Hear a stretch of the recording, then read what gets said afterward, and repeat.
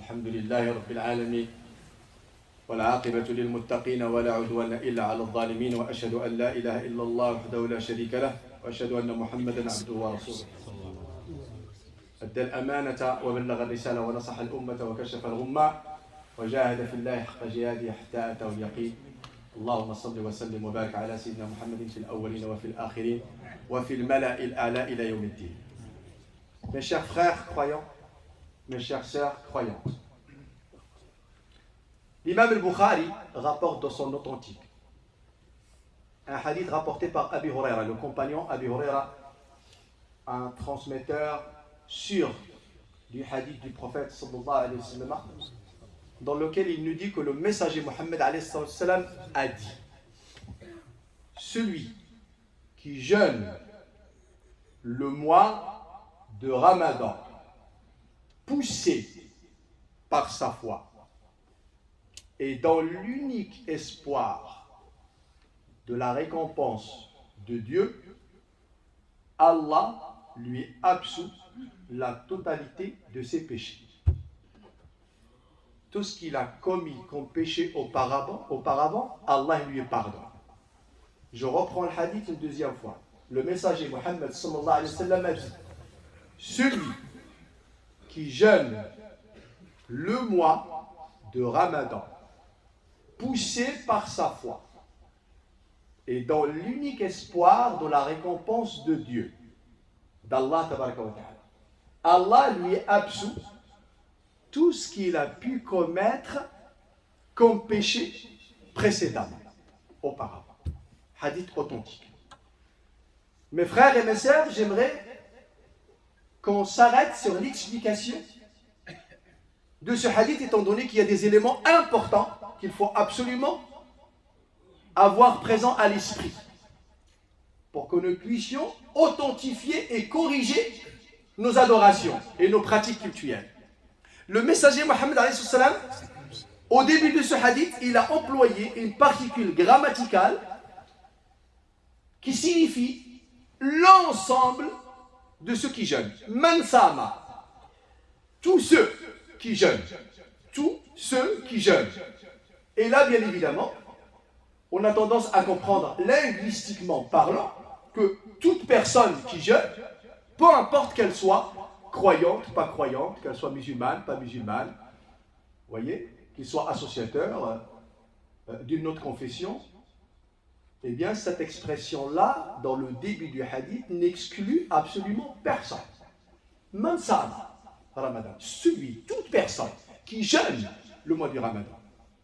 Sauf que les règles et les paramètres vont être établis et instaurés par les propos importants, fondamentaux, dans la suite des hadiths.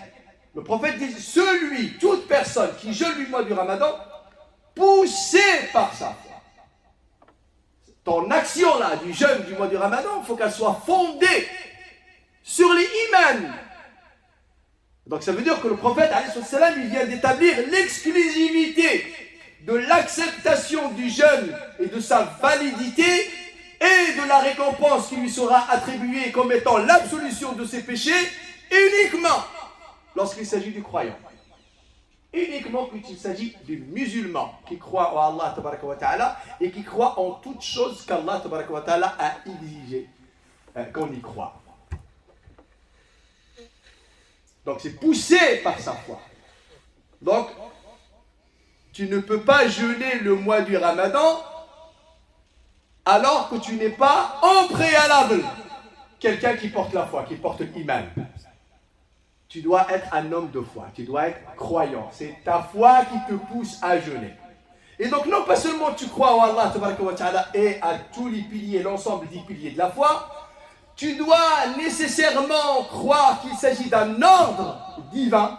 C'est Allah qui nous a ordonné, c'est Allah qui exige que nous jeûnons durant le mois du Ramadan.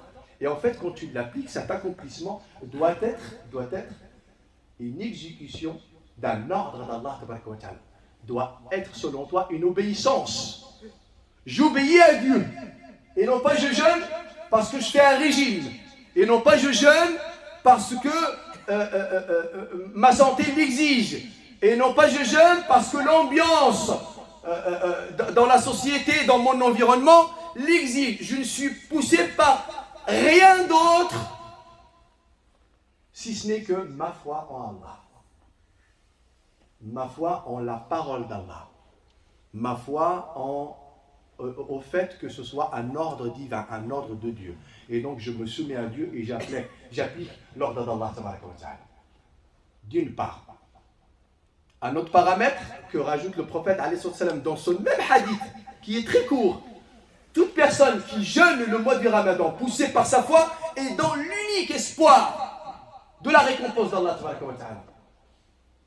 Quand tu jeûnes, monsieur, madame, poussé par ta foi, tu ne cherches pas à être récompensé par le contentement de A, par la satisfaction de B, parce que la famille, parce que je risque d'être critiqué, parce que j'aimerais que les gens disent de très belles éloges sur moi et ainsi de suite. Non, tu cherches la récompense uniquement auprès d'Allah.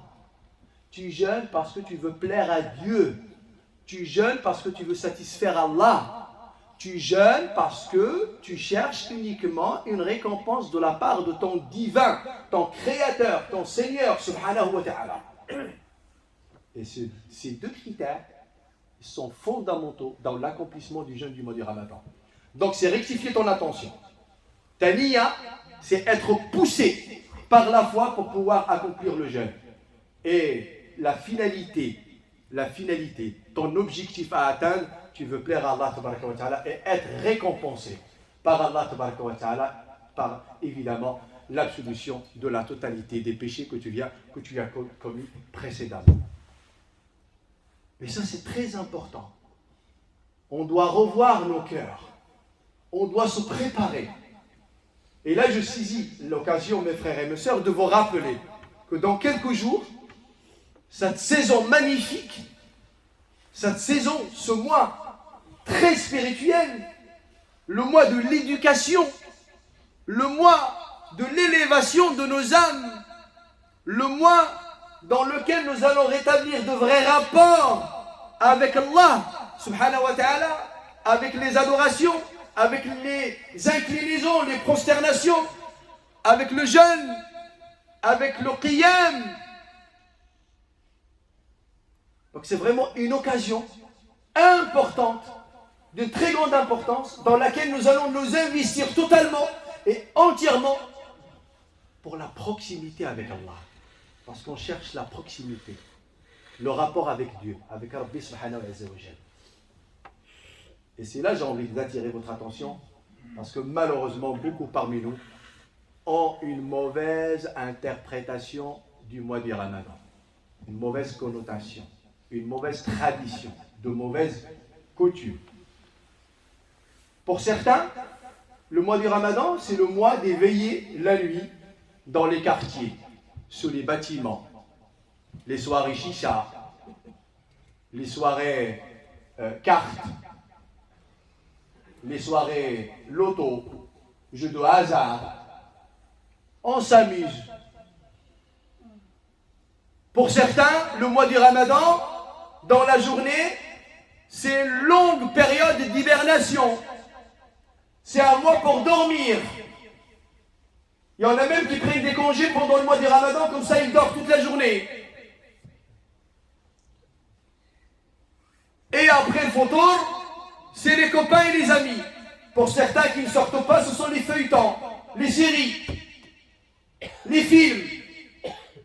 Akhil Karim, mais tu rates une très importante occasion de te repentir, d'implorer le pardon d'Allah et d'avancer vers Allah tabaraka wa ta'ala. C'est la saison. C'est la saison.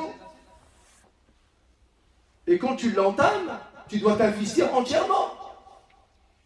Les jeunes qui commencent pendant le mois du Ramadan, la nuit, parfois après Tarawih, parfois même pas, à faire des barbecues à droite et à gauche, et à faire des petits meshouis dans les quartiers partout.